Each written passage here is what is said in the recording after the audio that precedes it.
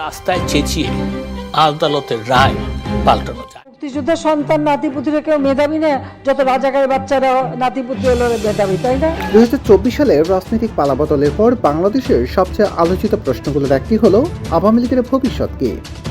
ক্ষমতা হারানোর পর কি নতুন কৌশলে নিজেদের পুনর্গঠন করছে দলটি? আর সেই পুনর্গঠনের অংশ হিসেবেই কি শেখ হাসিনা নিজের সবচেয়ে ঘনিষ্ঠ বলের বাইরে গিয়ে নতুন নেতৃত্ব খুঁজছেন? সম্প্রতি আওয়ামী লীগের একাধিক সূত্র থেকে এমন কিছু তথ্য সামনে এসেছে যা দেশের রাজনৈতিক অঙ্গনে নতুন করে আলোচনা তৈরি করেছে। সূত্রগুলোর দাবি, গত বছরের আগস্টে নাটকীয় রাজনৈতিক পরিবর্তনের পর আওয়ামী লীগ নিজেদের সাংগঠনিক কাঠামো নতুন করে সাজানোর উদ্যোগ নিয়েছে। আর এই প্রক্রিয়ায় দলটির সভাপতি ও সাবেক প্রধানমন্ত্রী শেখ হাসিনা অতীতের কিছু সিদ্ধান্ত ও নেতৃত্বে কাঠামো নিয়ে আত্মসমালোচনার পথে হাঁটছেন। দীর্ঘদিন ধরে আওয়ামী লীগের ভিতরের একটি আলোচনার বিষয় ছিল শেখ রেহানা এবং তার ঘনিষ্ঠ রাজনৈতিক বলের প্রভাব। অভিযোগ ছিল সরকারের বিভিন্ন গুরুত্বপূর্ণ সিদ্ধান্ত, প্রশাসনিক নিয়োগ এবং রাজনৈতিক পৃষ্ঠপোষকতার ক্ষেত্রে এই বলয় উল্লেখযোগ্য ভূমিকা পালন করত। যদিও আওয়ামী লীগের শীর্ষ নেতারা কখনো প্রকাশ্যে এসব অভিযোগ স্বীকার করেননি, তবে দলীয় অভ্যন্তরে এ নিয়ে অসন্তোষের কথাও বিভিন্ন সময় শোনা গেছে।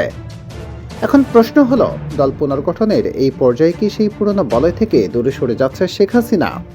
দলীয় সূত্রগুলো বলছে, দুই বোনের ব্যক্তিগত সম্পর্ক আগের মতোই আন্তরিক থাকলেও রাজনৈতিক সিদ্ধান্ত গ্রহণের ক্ষেত্রে শেখ হাসিনা এখন আরও স্বাধীনভাবে কাজ করতে চাইছেন।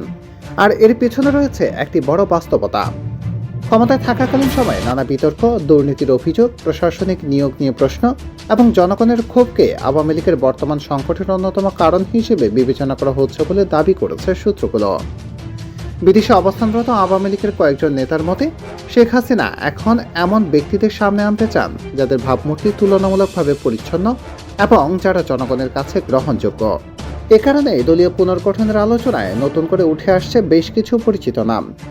দলীয় সূত্র অনুযায়ী মোফাজ্জল হোসেন চৌধুরী মায়া, জাহাঙ্গীর কবির নানক, শেখ ফজলুল করিম সেলিম, আসাদুজ্জামান খান কামাল, বাহাউদ্দিন নাসিম, মুহিবুল হাসান চৌধুরী নওফেল এবং মোহাম্মদ এ আরাফাতের মতো নেতারা বর্তমানে সাংগঠনিক তৎপরতায় গুরুত্বপূর্ণ ভূমিকা রাখছেন।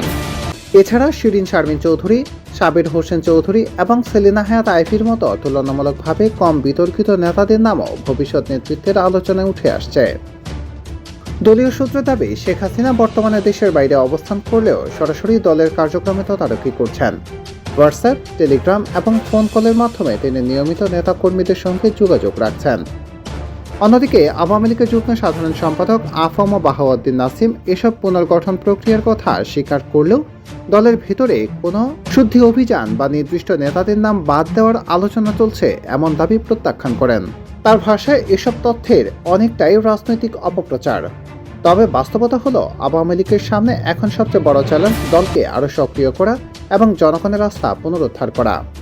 বিশেষ করে ঢাকা, চট্টগ্রাম, গাজীপুর ও নারায়ণগঞ্জের মতো গুরুত্বপূর্ণ নগর এলাকায় নতুন নেতৃত্ব তৈরি করার পরিকল্পনা কোথাও শোনা যাচ্ছে। প্রশ্ন হলো, এই পুনর্গঠন কি শুধুই সাংগঠনিক পরিবর্তন, নাকি এটি আওয়ামী লীগের নতুন রাজনৈতিক প্রত্যাবর্তনের প্রস্তুতি? শেখ হাসিনা কি অতীতের বিতর্কিত অধ্যায় থেকে বেরিয়ে এসে নতুন মুখ, নতুন কৌশল এবং নতুন বার্তা নিয়ে জনগণের সামনে হাজির হতে চান, নাকি দলটির সামনে এখনো রয়েছে অনেক বড় সংকট? এই প্রশ্নগুলোর উত্তর সময়ই বলে দেবে। তবে একটি বিষয় স্পষ্ট, বাংলাদেশের রাজনীতিতে আওয়ামী লীগের অধ্যায় এখনও শেষ হয়ে যায়নি, বরং দলটি এখন নিজেদের সবচেয়ে কঠিন পরীক্ষার মধ্যে দিয়ে যাচ্ছে। আর সেই পরীক্ষার ফলই নির্ধারণ করবে ভবিষ্যতের বাংলাদেশের আওয়ামী লীগের অবস্থান কোথায় হবে।